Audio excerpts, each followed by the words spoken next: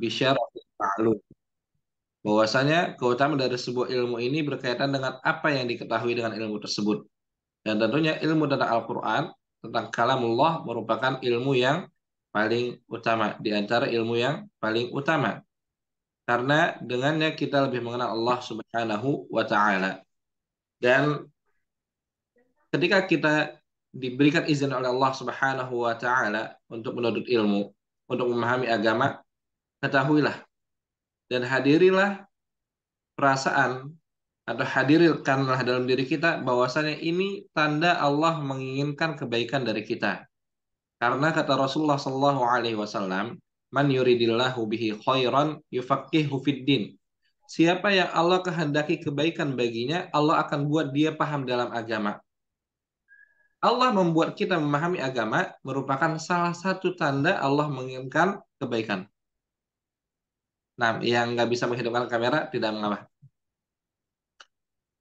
Jadi, ketika kita beranjak menuntut ilmu baik offline maupun online, itu sebuah tanda besar Allah ingin kebaikan dari kita semua. Maka kita harus mensyukur nikmat ini.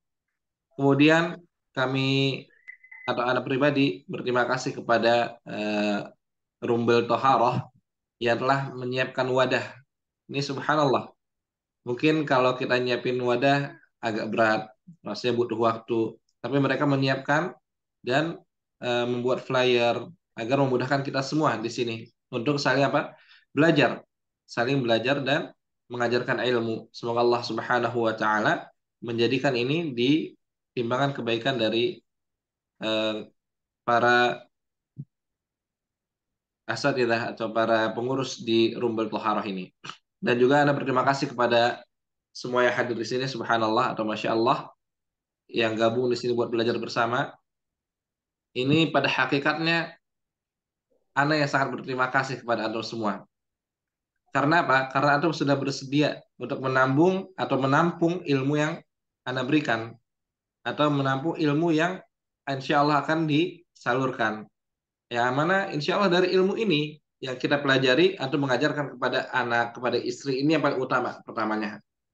Kepada anak istri, Masya Allah pahalanya pun ada bagian kami di situ. Semoga Allah Subhanahu wa taala menetapkannya. Nah, jadi Anda ucapkan jazakumullah khairan kepada Anda semua yang sudah ikut serta dalam kegiatan tahsin ini. Kemudian Bapak-bapak, sebelum kita mulai tentunya kita kenalan dulu. Kita kenalan dulu ya. Kenalan dulu. Pertama, anak nama anak Aslah Gifari, sebagaimana yang telah diketahui di flyer dan di nama Zoom ini. Nama anak Aslah Gifari, kelahiran Kota Tangerang.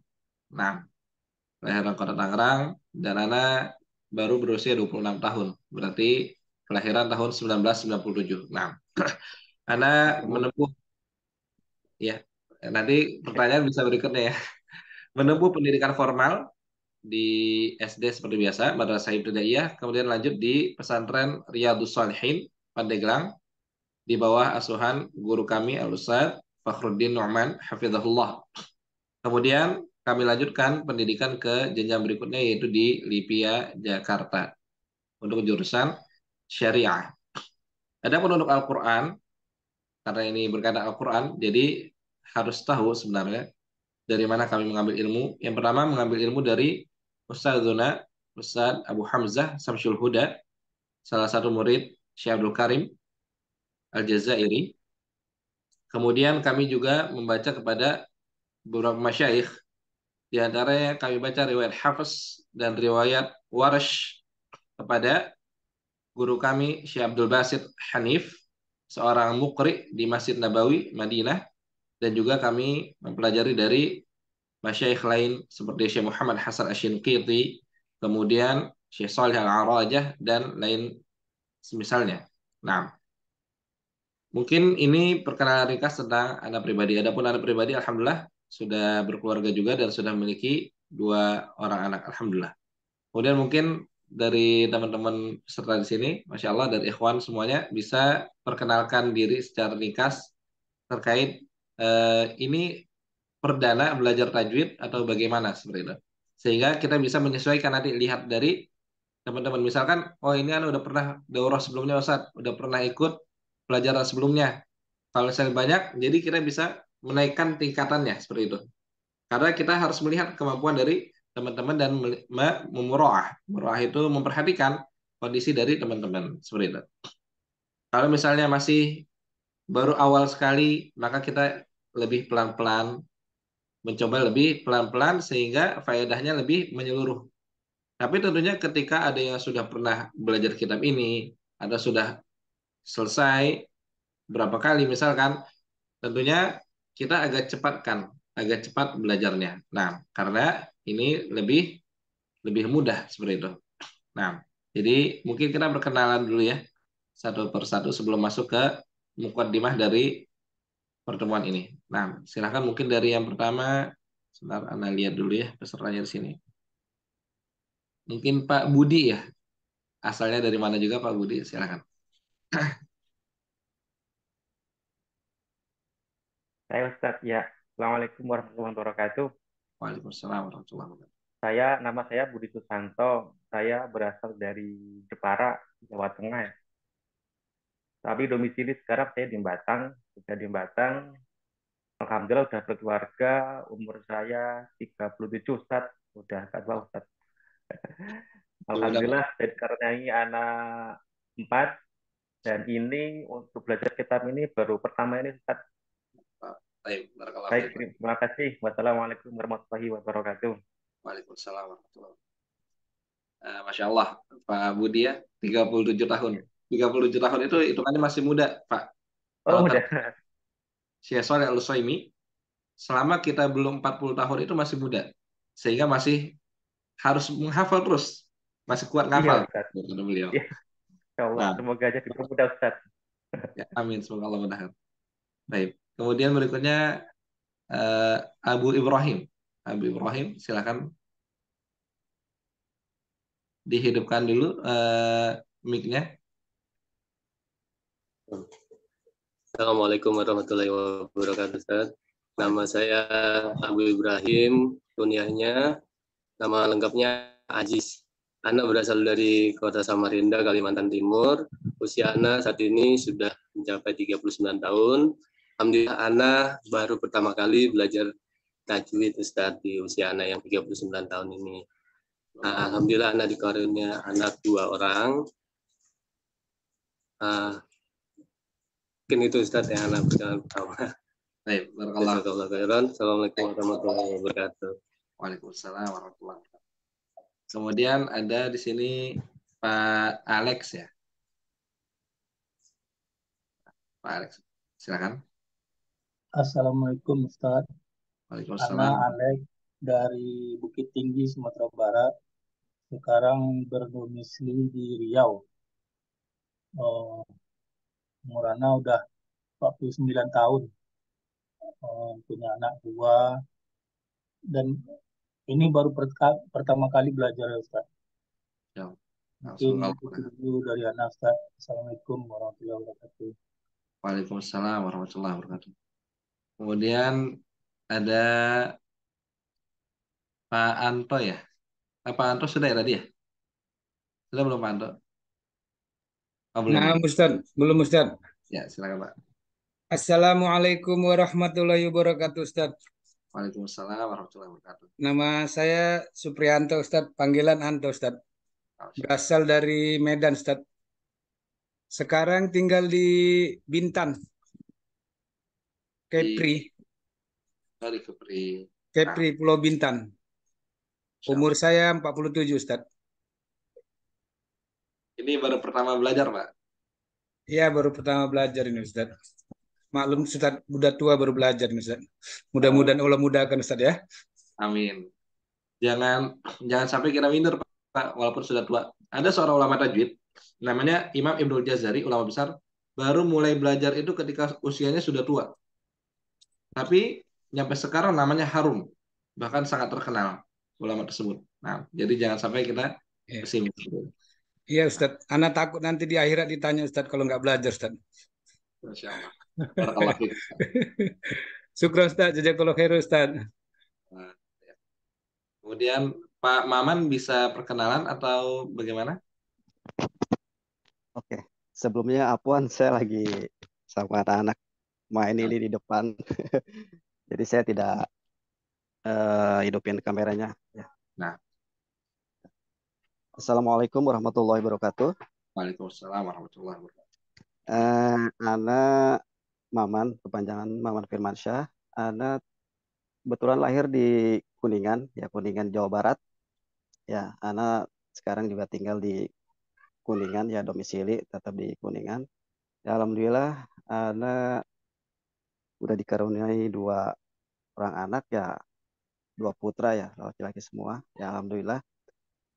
Umur Ana sekarang sudah 40, ya sudah 40 tahun, dan ini hal baru pertama juga Ana belajar ilmu tajwid ini. Ya, makanya Ana gabung di sini ya. Ana pengen belajar ilmu tajwid ya untuk memperjelas gitu, memperbaiki ya bacaan-bacaan Al-Quran gitu, Ustadz. Mungkin dari Ana itu aja, Ustadz. Ya, barakallahu fiik, Pak Maman.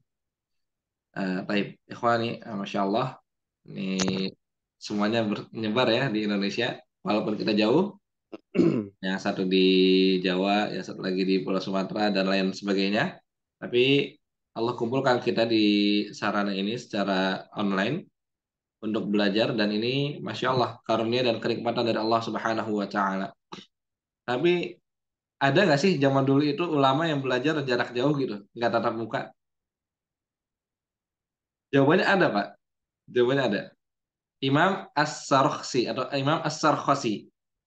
Beliau ini seorang ulama besar, ahli fikih. Bahkan bukunya, ada buku namanya Al-Mabsut, berjilid-jilid, kalau tidak salah 15 jilid atau lebih, itu ditulis dengan online, Pak. Bukan online, ya, jarak jauh. Karena Imam As-Sarkhsi ini dipenjara ketika itu. Dipenjara di sumur. Jadi di sumur, di bawah. Beliau dipenjara di sana. Muridnya di atas belajar. Jadi jarak jauh juga. Ngomong dari sumur, muridnya yang di luar nulis. Muridnya yang di luar nulis. Jadi nggak ada yang menghalangi dari menuntut ilmu. Makanya Masya Allah, dengan sekarang wasilah-wasilah ilmu, kita lebih mudah menuntut ilmu. Makanya kita harus semangat. Jangan hanya memaksimalkan yang misalnya sekarang online, tapi kita maksimalkan media-media lain. Seperti di YouTube dan semisalnya. Nah, barakallahu fikum, ikhwas sekalian. Sebelum kita masuk ke buku ini, metode Asy-Syafi'i, ilmu tajwid praktis, ada 2 hal penting yang kita harus ketahui sebelum kita mulai menuntut ilmu. Yang mana 2 hal ini sangat penting untuk kesuksesan seseorang dalam menuntut ilmu. Yang pertama, yaitu hendaknya kita membersihkan hati kita sebelum menuntut ilmu. Karena hati itu merupakan wadah dari ilmu. Kalau hati kita nggak bersih, kita masih kotor hati kita, kira-kira ilmu masuk atau tidak? Sulit.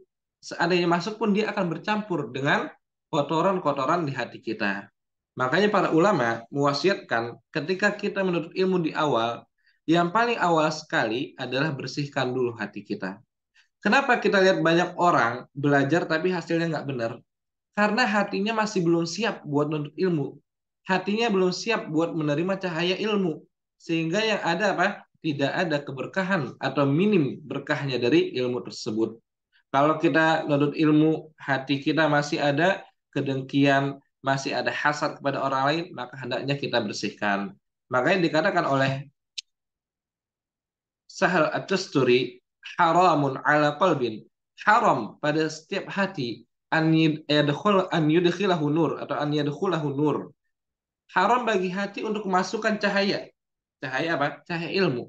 Wa fihi syai'un mimma yakrahullah. Sedangkan di hatinya ada apa yang Allah benci. Ketika di hati kita masih ada apa-apa yang menimbulkan kebencian Allah, menimbulkan kemurkaan Allah, maka hendaknya kita kurangi dan kita bersihkan hati kita. Sehingga kita siap dalam menuntut ilmu dan ilmu ini bisa masuk ke dalam diri kita dengan sebaik-baiknya. Nah, oleh karena Rasulullah SAW pernah ditanya, Ayyun nasi afdal? Ya Rasulullah, manusia mana yang paling utama? Maka kata Rasulullah SAW, Kullu mahmumil qalbi saduqil lisan. Setiap orang yang hatinya ini selamat dan lisannya jujur. Jadi orang-orang yang paling utama adalah yang lisannya jujur dan hatinya itu hati yang selamat, hati yang bersih. Iya, kita memang manusia yang memiliki banyak dosa, tapi kita berusaha. Setiap ada keburukan, kita datangkan kebaikan untuk menggugurkan dosa tersebut. Jadi ini paling pertama, siapkan hati kita. Semoga Allah Subhanahu wa taala memberikan keberkahan kepada kita semua dalam menuntut ilmu. Kemudian yang kedua, yang hendaknya kita perhatikan adalah niat. Kita belajar nih membaca Al-Qur'an, ini tujuannya untuk apa? Mempelajari tajwid untuk apa? Semua ini kita harus perbaiki niatnya karena ini merupakan ibadah. Kita harus ikhlaskan ibadah ini untuk Allah Subhanahu wa taala. Sekarang kalau timbul pertanyaan, kapan sih seseorang itu dikatakan niatnya benar dalam menuntut ilmu? Syekh Shalih Al-Utsaimin hafizahullah, beliau mengatakan dalam bait syairnya, wa niyatul ilmi wa niyatul ilmi raf'ul jahli an nafsihi fa ghairihi minan nasam wa ba'dahu tahsinu lil ulumi min dhaya'iha wa amalun bihi zukin. Niat nudul ilmu ini dikatakan benar ketika niatnya untuk 4 hal. Yang pertama, niat dia belajar raf'ul jahli an nafsih, mengangkat kebodohan dari dirinya. Sekarang belum tahu, pingin agar tahu. Yang kedua, tujuannya apa? Raf'ul jahli an ghairi, ingin mengangkat kebodohan dari orang lain, minimal orang-orang yang di sekitar kita. Wa ba'dahu tahsinu lil ulumi min, yang ketiga, menjaga ilmu min doya'iha, agar ilmu tersebut tidak hilang. Wa amalun bihi zukin, dan tujuan yang keempat dari ilmu biar kita mengamalkan. Terlebih dalam tajwid, tajwid ini kita jangan hanya belajar teori, kita harus lebih banyak apa? Praktek-praktek. Karena ini penting, apalagi usia sudah tua, biasanya baca Qur'annya sudah dengan cara yang lama, butuh apa? Ekstra. Butuh apa? Kesungguhan ekstra untuk memperbaiki bacaan Al-Qur'an. Tapi jangan ada yang pesimis karena Allah Subhanahu wa taala Maha mampu untuk memudahkan kita semua dalam menuntut ilmu. Nah, kita harus senantiasa memperbaiki niat kita dalam belajar. Nah, karena hati ini dalam bahasa Arab namanya qalbun. Berkata seorang penyair, "Masumiyal qalbu qalban illa fi taqallubihi, fahdhar 'alal qalbi min qalbin wa tahwili." Tidaklah hati ini dinamakan dengan qalb, melainkan karena dia taqallub. Jadi qalaba, karena dia mudah apa? Berpaling, mudah berubah hati ini. Jadi terus periksa niat kita. Kita belajar buat apa? Itu penting. Fahdhar 'alal qalbi min qalbin wa tahwili. Maka sangat penting untuk memperhatikan agar hati ini tidak berpaling. Ada orang yang sudah belajar di awalnya Masya Allah semangat, tapi nanti apa? Lemes. Mungkin karena niatnya lemah atau melemah niatnya ke depannya. Maka harus dihadirkan bahwasanya kita menuntut ilmu ini untuk Allah Subhanahu wa taala. Sampai-sampai Sufyan Ats-Tsauri rahimahullah pernah mengatakan, "Ma'alajtu syai'an asyadda 'alayya min niyati." Tidak ada yang paling sulit saya obati melainkan masalah niat ini. Niat ini Masya Allah, terkadang kita niatnya benar, gak lama niatnya salah, atau ada keinginan yang tidak baik, maka kita apa? Terus berusaha perbaiki.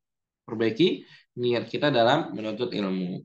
Nah, ini di antara mukaddimah yang sangat penting di awal menuntut ilmu. Yaitu yang pertama, kita membersihkan hati kita dari penyakit-penyakit hati. Dan yang kedua, kita membenarkan niat kita dalam menuntut ilmu.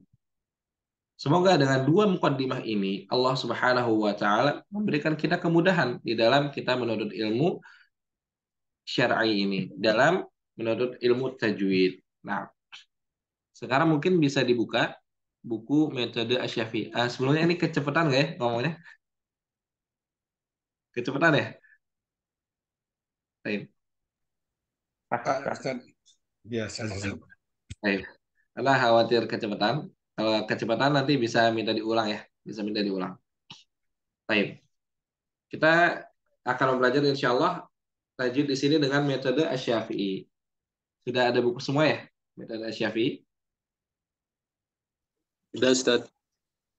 Nah, insya Allah kita akan bahas kitab ini. Ini kita sebagaimana antum bisa lihat di belakangnya ini ada sebab penamaan kitab Asy-Syafi'i, metode Asy-Syafi'i. Karena asalnya buku ini dipakai di sebuah pondok pesantren, yang mana pesantren tersebut dinamakan apa nama pesantrennya? Ma'had Imam Asy-Syafi'i di Jakarta. Sehingga dijadikan buku seperti ini. Nah, dan ini buku, Masya Allah, di antara buku yang sangat baik dalam mempelajari tajwid. Hanya saja di flyer kemarin, di flyer pelajaran kita, yaitu tentang tahsin membaca Al-Quran riwayat Hafiz an Asim dari jalur Syatibiyah. Mungkin masih pada baru pertama kali dengar ada namanya riwayat Hafiz an Asim. Tahunya Al-Quran kan gitu ya. Jadi Al-Quran ini sampai kepada kita dengan banyak cara baca. Al-Quran sampai kepada kita dengan banyak cara baca. Ada 10 qiraat. 10 qiraat. Qiraat itu nanti cabangnya, pusatnya. Nah, kemudian ada 20 riwayat dengan jalur yang sangat banyak. Tapi yang masyhur di Indonesia adalah namanya riwayat Hafiz an Asim. Mungkin ini agak bingung, sekedar lewat aja, nggak apa-apa. Contohnya begini, di surat Al-Fatihah misalkan, kita di Indonesia baca dengan riwayat Hafiz, Maliki Yaumiddin, maknya panjang. Tapi ada cara baca lain dengan memendekkan maknya, Maliki Yaumiddin, seperti itu. Atau contoh lainnya, ihdinas siratal mustaqim, maka shad, ihdinas siratal mustaqim. Di cara baca yang lain dengan sin, ihdinas siratal mustaqim. Bahkan ada cara baca yang lain, yaitu dengan shad ya ismam ke zai. Jadi seperti zai, ihdinas siratal mustaqim. Ini semua ada cara bacanya dari Rasulullah Shallallahu Alaihi Wasallam. Akan tapi semua tentu bertahap. Semuanya tentu bertahap. Kita belajar dulu dari yang paling penting, kemudian yang paling penting, dan seterusnya. Hanya saja ini sedikit menyinggung dari flyer tersebut, yaitu masalah yang akan kita pelajari adalah bagaimana kita membaca Al-Quran dengan bacaan yang sampai kepada kita dan masyhur di Indonesia, yaitu dengan riwayat Hafiz an Asim dari jalur Asy-Syatibiyah. Nah, sekarang kita bisa masuk ke muqaddimah di sini, di pengantar penulis. Karena di sini banyak faedah. Nah, seseorang ketika membaca buku itu dia minimal membaca muqaddimah, kemudian daftar isi, dan penutup. Minimal dia baca 3 ini. Untuk dia mengetahui muqaddimah tujuannya apa? Mengetahui tujuan dari buku ini. Itu muqaddimah. Daftar isi apa aja yang dibahas di buku ini. Dan yang ketiga, kita mengetahui apa? Kita membaca penutup biar mengetahui hasil dari buku ini. Itu semua. Kalau kita ingin tahu dari sebuah buku ini ngebahas apa sih? Tujuannya apa sih? Minimal kita baca 3 ini. Baca muqaddimahnya, pembukaannya, kita baca daftar isinya, dan kita baca penutupnya. Ini penting dalam kita muamalah dengan sebuah buku. Nah, kita mulai di sini. Bismillahirrahmanirrahim.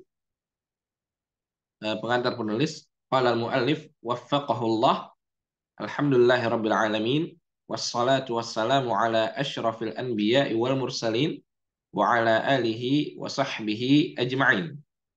Allah berfirman, alladzina atainahumul kitab yatlunahu haqqa tilawatihi ulaika yu'minuna bih. Ini beliau penulis memulai muqaddimahnya dengan dalil bahwasanya seseorang harus membaca Al-Quran sebagaimana mestinya. Allah menyebutkan alladzina atainahumul kitab, orang-orang yang kami berikan Alkitab, maksudnya kitab suci Al-Quran, yatlunahu haqqa tilawatih. Mereka membaca Al-Quran ini dengan sebenarnya, dengan sebagaimana mestinya. Ulaika yu'minuna bi. Itulah yang beriman dengan Al-Quran. Ketika orang tersebut membaca Al-Quran dengan semestinya. Karena baca Al-Quran ini nggak boleh asal-asalan. Baca Al-Quran harus sebagaimana mestinya. Yatlunahu haqqa tilawatih. Membaca Al-Quran sebagaimana mestinya. Kemudian Rasulullah Shallallahu Alaihi Wasallam bersabda, khairukum man ta'allama al-Qur'an wa 'allamah. Sebaik-baik kalian adalah yang belajar Al-Qur'an dan mengajarkannya. Jadi ketika kita ingin menjadi insan yang terbaik, ingin menjadi manusia yang paling baik, kita harus mengumpulkan dua hal. Tidak mencukupkan dengan satunya, apalagi loncat kepada poin berikutnya, yaitu siapa yang belajar Al-Quran dan mengajarkannya. Berarti dua, belajar dan mengajarkan. Hanya saja untuk sampai kepada yang kedua, mengajarkan Al-Quran, maka tentunya kita harus belajar. Karena orang yang tidak memiliki ilmu, dia tidak bisa mengajarkan kepada orang lain. Kaedahnya, faqidus syai'i la yu'ti. Orang yang nggak memiliki, nggak bisa memberi. Sehingga kalau kita ingin masuk ke dalam golongan orang-orang terbaik yang kata Rasulullah Shallallahu Alaihi Wasallam di sini, khairukum, sebaik-baik kalian, maka kita berusaha mengumpulkan dua hal ini, yaitu man ta'allama al-Qur'an wa 'allamah, mempelajari Al-Quran dan mengajarkannya. Rasulullah Shallallahu Alaihi Wasallam juga bersabda, al-mahiru bil Quran, yang pandai dalam membaca Al-Quran, ma'as safaratil kiramil bararah, maka dia akan bersama dengan malaikat yang mulia lagi taat. Waladzi yaqra'ul Qur'an, dan dia membaca Al-Qur'an, wa yatata'ata'u fi, dan dia merasa sulit dalam membaca Al-Qur'an, wa huwa 'alaihi syaqun, terbata-bata dan sulit, lahu ajran, dia punya dua pahala. Kalau udah pintar baca Al-Qur'annya, Masya Allah, bersama para malaikat. Tapi yang masih kesulitan, dia dapat dua pahala. Pahala membaca Al-Quran dan pahala dia berusaha membaca Al-Qurannya. Nah, apalagi sebentar lagi Masya Allah, ini Ramadan udah tinggal 3 bulan lagi, kurang lebih ya, 100 hari lagi kalau nggak salah. Bulan Al-Quran. Semoga ketika sudah masuk Ramadan, kita semua sudah apa? Semakin baik membaca Al-Qurannya. Sudah termasuk apa? Yatlunahu haqqa tilawatih, membaca Al-Quran dengan sebagaimana mestinya. Nah, oleh karena itu butuh kesungguhan. Butuh yang namanya kesungguhan.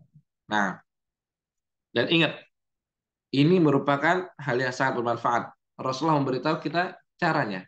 Ihris ala ma yanfa'uk. Semangat terhadap apa yang bermanfaat bagimu.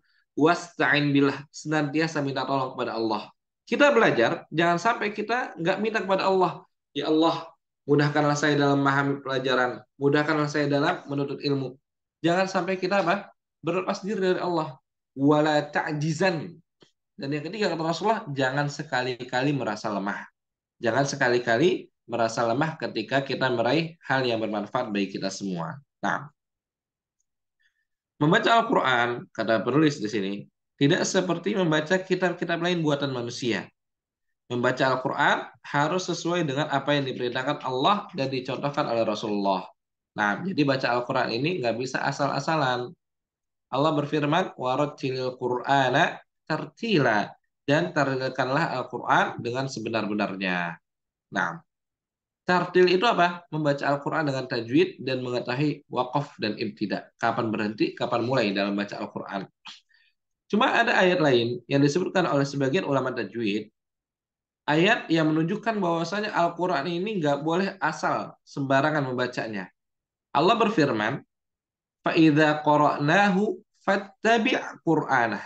Ketika kami membacakannya Al-Quran, ketika kami membacakan Al-Quran kepadamu, wahai Muhammad, fattabi', ikuti. Ikuti apa? Qur'anah, bacaannya. Berarti membaca Al-Quran itu ittiba. Membaca Al-Quran itu ittiba, mengikuti Rasulullah. Makanya Al-Quran sampai kepada kita dari Jibril kepada Nabi Muhammad, kemudian Nabi kepada sahabatnya, dan seterusnya sampai kepada kita. Sehingga kita tidak boleh membaca dengan apa?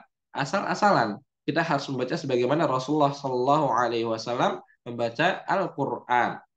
Nah, oleh karena sangat penting bagi seorang Muslim, bagi setiap Muslim untuk membaca Al-Quran dengan tajwid, Sampai-sampai Al-Imam Ibnul Jazari rahimahullah mengatakan wal akhdhu bit tajwidi hatmun lazimu. Membaca Al-Qur'an dengan tajwid hukumnya wajib. Hatmun lazim, sebuah keharusan. Man lam yusahhihil Qur'ana athimu. Siapa yang tidak membenarkan bacaan Al-Qur'an, maka dia berdosa.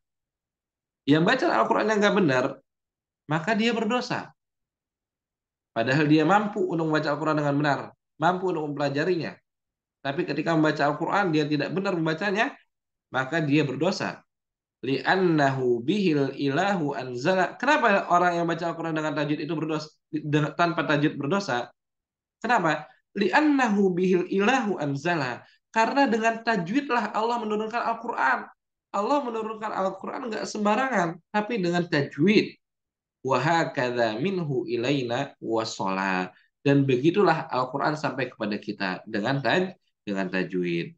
Nah, perkataan ini Masya Allah, perkataan yang sangat bagus, yang dapat memotivasi kita semua untuk lebih semangat mempelajari tajwid dan mempraktekannya dalam keseharian kita membaca Al-Quran. Karena hati-hati, orang yang salah tajwidnya, terlebih dalam Al-Fatihah, bisa nggak sah sholatnya. Bisa tidak sah ketika dia sampai merubah arti. Contohnya, sebagian kaum muslimin yang belum bisa membedakan antara huruf H dengan huruf H. Ini akan sangat fatal. Ketika Allah menyebutkan, ada misalkan dia membaca Al-Fatihah, seharusnya Alhamdulillahi Rabbil Alamin. Alhamdu. Itu artinya segala puji. Pujian bagi Allah, Rabb semesta alam. Tapi orang yang belum bisa membedakan antara H dengan H, dia membacanya bisa jadi Alhamdulillah. Alhamdulillah. Yang mana arti Alhamdulillah ini sangat jauh dari arti yang pertama. Kira-kira apa arti alhamdu? Ada yang tahu nggak, Bapak-bapak? Kalau alhamdu itu pujian. Kalau alhamdu artinya kebinasaan atau kematian. Kematian bagi Allah. Hasyalillah. Maka sangat penting sekali seorang muslim memperhatikan dia membaca Al-Qur'annya. Ini ya ringan. Cuma H dengan H. Tapi bisa merubah arti yang sangat luar biasa. Nah, oleh karena penting bagi kita untuk membaca Al-Quran dengan tajwid. Contoh lainnya masih di surat Al-Fatihah. Ketika kita baca Iyyaka na'budu wa iyyaka nasta'in. Iyyaka. Di sini ada tasydid. Iya. Kalau orang baca Iyyaka tanpa tasydid, maka dia akan merubah arti. Kalau arti Iyyaka, hanya kepadamu kami menyembah. Tapi kalau dia nggak pakai tasydid, iyak itu artinya cahaya matahari. Cahaya matahari kami menyembahnya. La haula wala quwata illa billah. Sehingga mempelajari tajwid ini sangat penting agar kita tidak jatuh kepada kesalahan-kesalahan yang seperti ini. Nah, apalagi masih banyak kaum muslimin yang masih belum bisa membedakan antara satu huruf dengan huruf lainnya. Padahal bisa memberikan arti yang jauh. Bisa membedakan arti dari apa yang Allah maksudkan di dalam Al-Quran. Nah, kemudian kita baca lagi di sini. Berdasarkan dalil di atas, dari waratil Quran tartila, maka hendaknya kaum muslimin mengupayakan semaksimal mungkin. Harus maksimal. Untuk apa? Untuk memperbaiki diri mereka dalam membaca Al-Quran. Terus belajar bagaimana cara baca Al-Quran yang benar. Bagaimana agar minimal bacaan kita ini sesuai atau dekat dengan bacaan Rasulullah SAW. Kalau Rasulullah bacanya seperti itu, maka kita berusaha bacanya seperti Rasulullah SAW membacanya. Nah, oleh karena itu, ilmu tajwid merupakan ilmu yang sangat penting dipelajari oleh kaum muslimin. Dan cara yang terbaik, ini digarisbawahi, dan cara yang terbaik yaitu dengan berguru kepada seorang yang ahli. Cara terbaik ketika kita ingin mempelajari tajwid adalah berguru kepada yang ahli. Bahkan Imam Ibnul Jazari mengatakan, kalau kita ingin sampai kepada nihayatul itqan, bacaan yang paling benar, maka kita harus baca kepada talaqi, yaitu kita membaca kepada guru langsung, dan riyadatul lisan, dan apa? Membiasakan lidah kita, membiasakan lisan kita membaca. Jadi habis belajar dipraktekkan terus. Jangan malu dalam tajwid ini, jangan sampai kita malu. Karena kalau kita malu nanti kita nggak sampai kepada apa yang kita inginkan. Nah, Anda tidak mengatakan anak ahli, tapi maksudnya kita hanya berbagi apa yang kita miliki. Tapi ini, masya Allah, kalau ada kesempatan misalkan ada syekh yang masya Allah terkenal dengan tajwidnya, ada kajian tajwid di kota antum misalkan, hadir, datang, nah hadiri. Tapi nggak semuanya yang syekh itu ahli tajwid, enggak. Jadi Anda lihat juga. Nah, baik. Maka penulis di sini bermaksud menjelaskan secara ringkas. Ingat, buku ini hanya penjelasan secara ringkas dan praktis. Nah, tapi walaupun beliau menulis ringkas dan praktis, buku ini cukup untuk kita membaca Al-Quran dengan cara yang baik. Nah, apa yang dibutuhkan oleh seorang membaca Al-Quran, insya Allah buku ini sudah mencukupkannya. Buku ini sudah mencukupkannya. Minimal antum bisa buku ini, mempelajari buku ini, insya Allah kalau benar dan Allah memberikan kemudahan, insya Allah baca Al-Qurannya pun akan sesuai dengan yang diajarkan oleh Rasulullah Sallallahu Alaihi Wasallam. Nah, sehingga memudahkan setiap orang untuk memahami permasalahan dan hukum yang ada pada ilmu tajwid. Kemudian beliau menyebutkan, tentunya dalam buku ini masih terdapat kekurangan. Dan ini namanya hasil manusia. Tentunya ada kekurangan dan ada yang harus diperbaiki. Maka kami harapkan dari pembaca untuk mengingatkan atau memberikan saran kepada penulis. Nah, nanti mungkin kita akan dapati di makharijul huruf, tempat-tempat keluar huruf, ada sebagian literasi saja sebenarnya. Literasi yang mungkin akan sedikit membingungkan atau berbeda dengan yang Arabnya. Nah, tapi ini ijtihad. Ijtihadnya penulis menerjemahkannya seperti itu untuk memudahkan murid. Nah, pada edisi baru ini kami melakukan perubahan dengan memindahkan makhraj huruf dan sifat huruf ke awal. Sehingga pelajaran makhraj dan sifat huruf terlebih dahulu dipelajari. Nah, karena ikhwan, hakikatnya yang harus kita pelajari di awal itu masalah makhraj dan sifat. Di mana huruf keluar dan bagaimana pengucapannya. Karena ini inti baca Al-Quran. Kan baca Al-Quran nggak mungkin kita lepas dari huruf. Kalau kita lepas dari huruf, kita mau ngapain? Sehingga yang paling pertama untuk dipelajari oleh seorang yang mempelajari tajwid adalah mempelajari makhraj dan sifat huruf. Nah, sampai-sampai dikatakan oleh Ibnul Jazari, idh wajibun alaihi muhattamu, wajib kepada setiap orang yang ingin membaca Al-Quran qabla syuru'i awalan an ya'lam, sebelum mulai membaca Al-Quran agar mereka berilmu terlebih dahulu. Ilmu terkait apa? Makharijal hurufi was sifati, yaitu mereka mengetahui di mana huruf keluar, makharijul huruf was sifat, dan bagaimana pengucapan huruf-huruf tersebut. Liyalfidhu bi afsahil lughati, agar mereka mengucapkan huruf-huruf tersebut dengan cara yang paling tepat.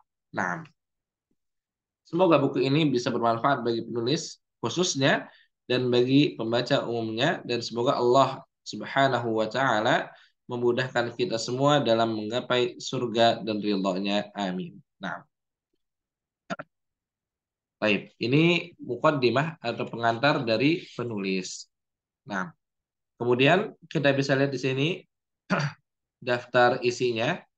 Beliau memberikan pendalaman Iqra bagi orang yang habis membaca Iqra, karena buku ini hakikatnya untuk orang yang sudah bisa membedakan antara satu huruf dengan huruf lainnya. Adapun yang belum bisa membedakan, maka baiknya tahap pertama dulu, yaitu Iqra. Kalau sudah bisa Iqra, baru dimantapkan di sini. Seperti membaca Al-Qamariyah, Al-Syamsiyah, kemudian huruf mad bertemu dengan hamzah wasol. Bagaimana membaca Allah, kapan dibaca Allah, kapan dibaca lillah. Nah, kapan dibaca Allah, kapan dibaca dengan tarkik lillah seperti itu. Mengenal mat dan tasydid, kapan dibaca panjang, kapan ditekan. Nah, kemudian baca huruf yang tidak berharokat di awal surat. Baik. Kemudian untuk buku ini, kalau kita lihat di panduan pembelajaran di halaman 9 ya, tapi 9-nya 9 Romawi. Di halaman 9 Romawi ada panduan pembelajaran buku tajwid metode Syafi'i. Di sini penulis menulis durasinya 20 jam. Durasinya 20 jam. Nah, dan semoga kita juga bisa selesai dalam 20 pertemuan. Semoga kita bisa selesai dalam 20 pertemuan. Akan tetapi tujuan kita bukan selesainya buku ini. Tujuan kita bagaimana kita bisa membaca Al-Quran sebagaimana mestinya. Sehingga kita masuk ke dalam yatlunahu haqqa tilawati. Mereka membaca Al-Quran sebagaimana mestinya. Ulaika yu'minuna bih. Mereka adalah orang-orang yang beriman kepada Al-Quran. Nah, yang pertama mengenal ilmu tajwid. Ini nanti insya Allah di pertemuan berikutnya. Kemudian membaca dengan baik basmalah dan isti'adzah. Bismillahirrahmanirrahim dan a'udzubillahi minasyaitonirrajim. Kemudian intinya di sini apa? Membaca huruf-huruf sesuai dengan makhrajnya. Dan ini yang makan banyak pertemuan. Sekitar 3 pertemuan. Dan bahkan mungkin lebih. Makhrajul huruf ini nggak singkat. Ini biasanya lama makhrajul huruf. Allahu alam, kita bisa selesai 3 pertemuan atau enggak, mungkin lebih. Karena kita butuh praktek. Kita butuh praktek. Mungkin nanti setiap satu huruf, baca satu per satu. Baca satu per satu. Kami pun di sini ada pengembangan ustadz-ustadz pemegang halaqah tahfidz. Mereka ada tahsin dengan kami. Makharijul huruf sampai sekarang belum selesai-selesai. Nah, karena memang panjang. Memang panjang. Nah, jadi kita santai, tapi semoga di Ramadan minimal makhrajnya sudah benar. Minimal makharijul huruf di bulan Ramadan sudah benar. Sehingga membaca Al-Qur'annya sudah lebih baik daripada sebelumnya. Nah, kemudian sifat-sifat huruf ini juga Masya Allah sangat penting. Karena kadang kita itu masih bingung. Antara huruf so dengan huruf sa, itu satu tempat keluarnya. Tapi nanti yang membedakan adalah sifatnya. So, dia menggumpal sifatnya. Sa, dia datar. Seperti itu. Nanti akan kita pelajari. Kemudian setelah kita menguasai makharij dan sifat, baru kita masuk ke hukum-hukum tajwid lainnya. Kalau nun sukun ketemu tanwin bagaimana? Nun sukun ketemu huruf hijaiyah bagaimana? Atau tanwin ketemu huruf hijaiyah bagaimana bacanya? Nah, dan lain semisalnya. Kemudian insya Allah ini semua akan kita pelajari. Sampai kepada yang paling belakang buku ini ada penjelasan terkait apa yang sedang kita pelajari, yaitu tentang apa? Thariq Syatibiyah, jalur Syatibiyah. Ini di belakang buku nanti ada. Nah, jadi ini ya insya Allah kita akan pelajari di kelas online ini.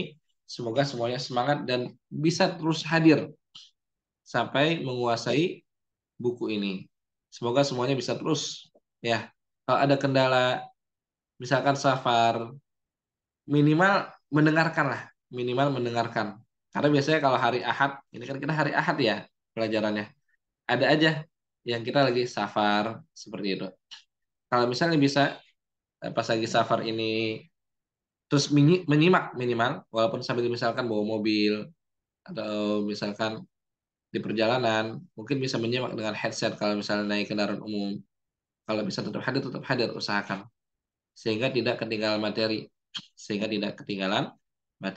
Nah, ini terkait mukaddimah yang ada di hari ini.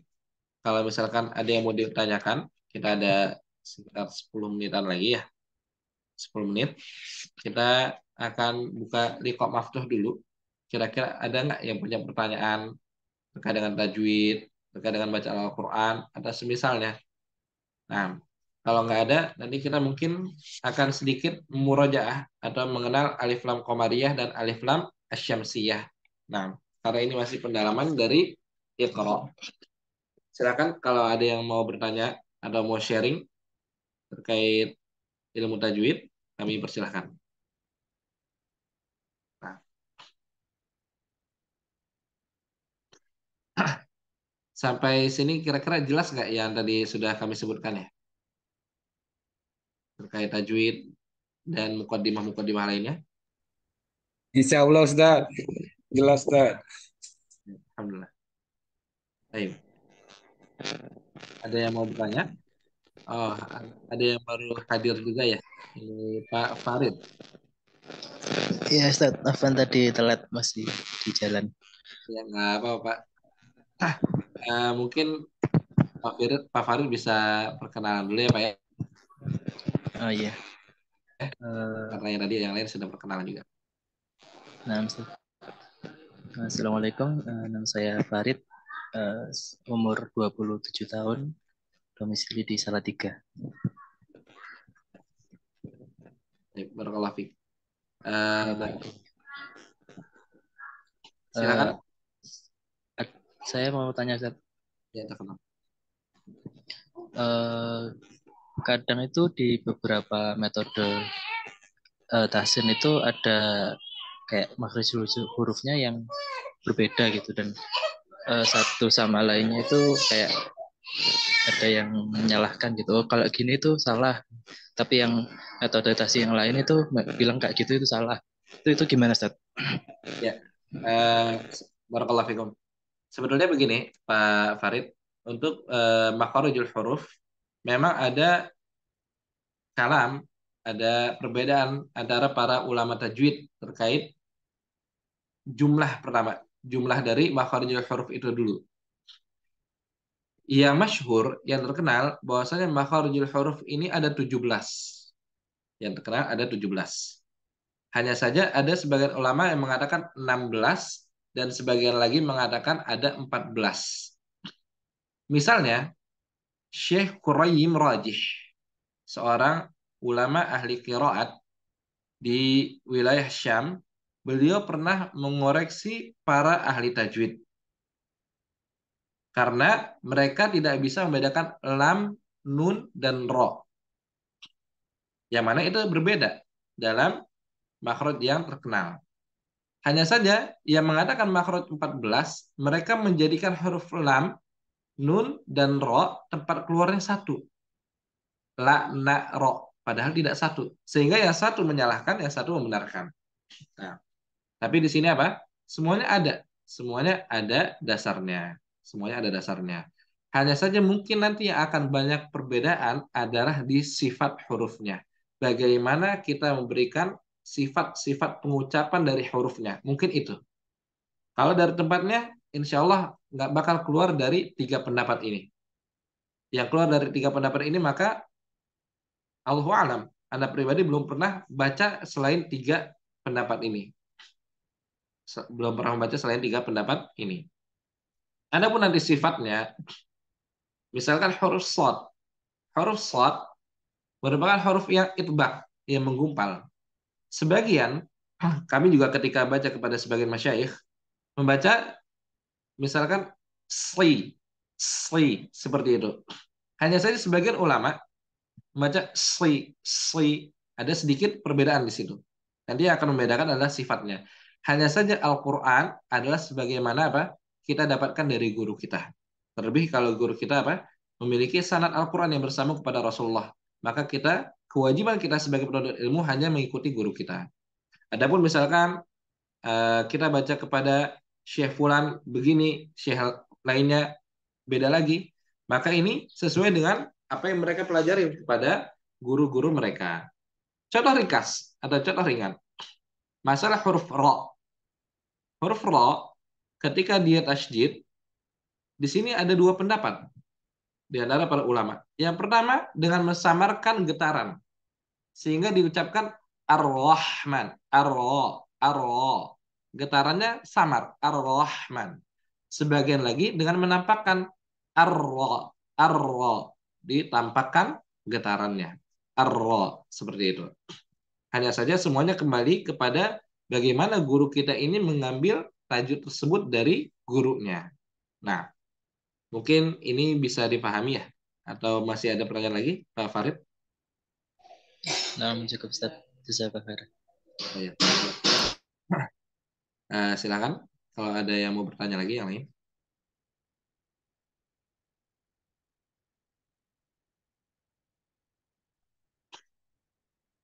Kalau tidak ada, kita ada sisa waktu 5 menit ini. Mungkin sedikit menyinggung tadi yang ditanyakan oleh Pak Farid terkait perbedaan antara satu guru dengan guru lainnya dalam masalah tajwid. Nah, jadi hakikatnya kalau guru kami, ini juga dulu pernah kami tanyakan ke salah satu guru kami, karena waktu itu kami baca ke Syekh A, Syekh Fulan, begini. Syekh satu lagi, begini cara bacanya. Waktu itu terkait huruf la. Terkait huruf la. Nah, dan ini masih dalam koridor perbedaan dalam tempat la, nun, dan ro sama atau tidak. Ketika kami baca kepada guru kami, Syekh Dr. Muhammad Hasan Asy-Shinqiti, kami baca la seperti itu. Kemudian dengan syekh yang lain, kami baca la seperti itu katanya mundurkan sedikit la seperti itu. Dan ini kita menyesuaikan karena tergantung bagaimana guru kita ini belajar tajwid kepada ulama sebelumnya. Akan tetapi perlu diperhatikan dalam masalah sanad yang bersambung kepada Rasulullah SAW, kita harus tetap konsisten dengan bagaimana kita baca kepada guru kita. Misalkan ke depannya misalkan dibuka tahfidz bersanad misalkan. Maka kita konsisten dengan bagaimana kita mengambil kepada guru kita. Misalkan Anda ketika baca kepada syekh yang Anda ambil sanad darinya, Anda baca ar-ra dengan mensamarkan ro, maka murid Anda, walaupun Anda belajar dengan guru yang dia ar-ra dengan dijelaskan dengan yang disamarkan, Anda baca dengan dua-duanya. Tapi yang Anda ambil sanadnya, ya ada kesempatan mengambil sanadnya dengan ar-ra, dengan mensamarkan ro-nya, maka ketika ada yang ingin mengambil sanad dari kami, harus baca sebagaimana kami baca. Seperti itu. Harus baca sebagaimana kami baca. Karena ini amanah. Karena ini amanah guru kami baca seperti itu dan seterusnya. Nah, adapun selain dalam majelis sanad, maka kami akan maklumi. Dan kami pun pernah baca dengan cara yang berbeda.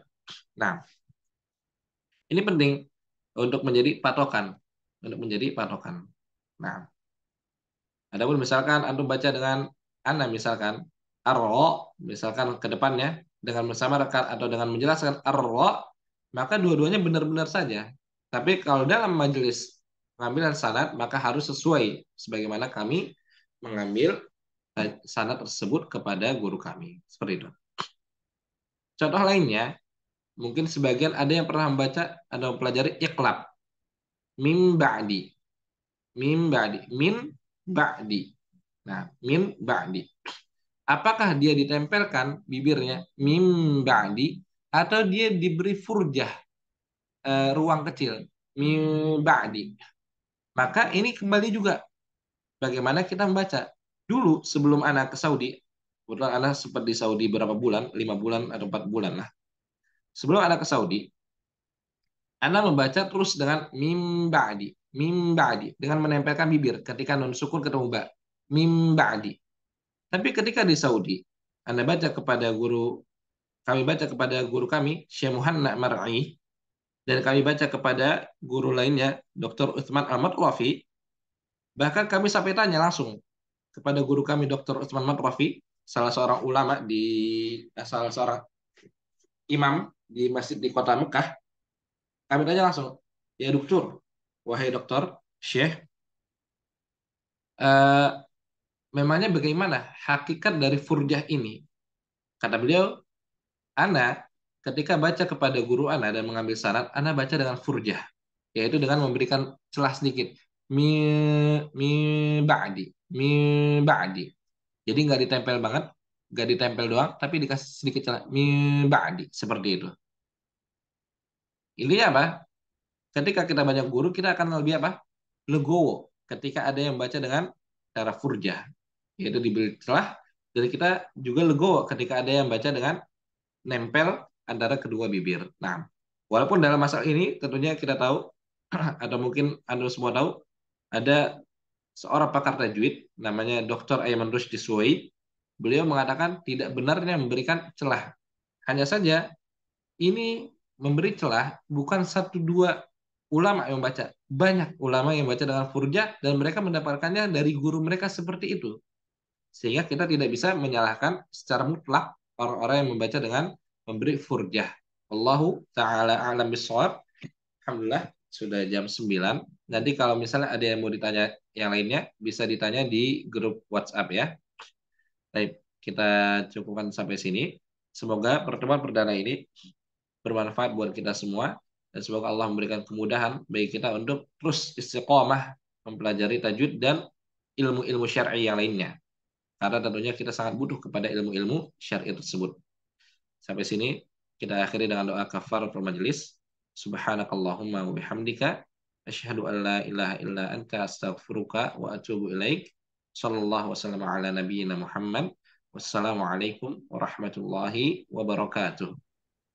Waalaikumsalam warahmatullahi wabarakatuh, Ustaz. Jazakallah khair, Ustaz. Ya,